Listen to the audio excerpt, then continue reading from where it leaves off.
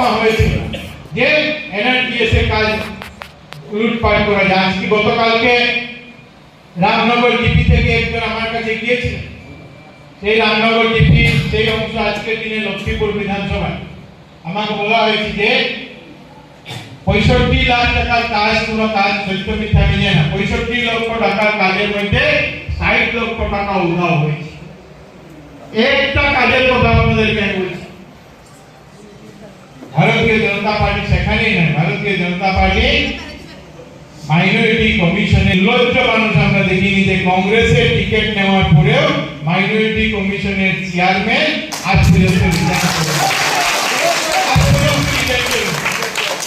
এই জন্য গতকাল থেকে দেখছি যে কংগ্রেসের মধ্যে যে সব খারাপ লোক আছেন এরকম নয়, কংগ্রেসের অনেক স্বাভিমানী ব্যক্তিরা কংগ্রেস ত্যাগ করছেন, এই জন্যই সবাই ত্যাগ করছেন। গতকালকে অনেকে বলেছেন, পত্র পত্রিকায় বলেছেন যে আমরা এত বছর থেকে কংগ্রেস করেছি কিন্তু কংগ্রেস আমাদের কাজের মর্যাদা দেয়নি, কংগ্রেস টাকার বিনিময়ে টিকিট প্রদান করেছে।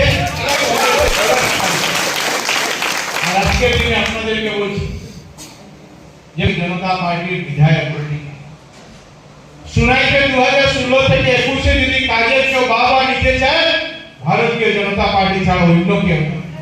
কোন ব্যক্তির জন্য সেই কাজ হয়নি, সেই কাজ হয়েছে ভারতীয় জনতা পার্টির জন্য। পার্টি করেছে লক্ষ্মীপুরে যে কাজ হয়েছে, শিলচরে যে কাজ হয়েছে, ধলাইতে যে কাজ হয়েছে, উধারবন্দে যে কাজ হয়েছে, সেই কাজ বিগত 5 বছরে কাটিগড়া বড়গোলায় কেন হয়নি? যে ভারতীয় জনতা পার্টির বিধায়ক ছিলেন। আর এই জন্য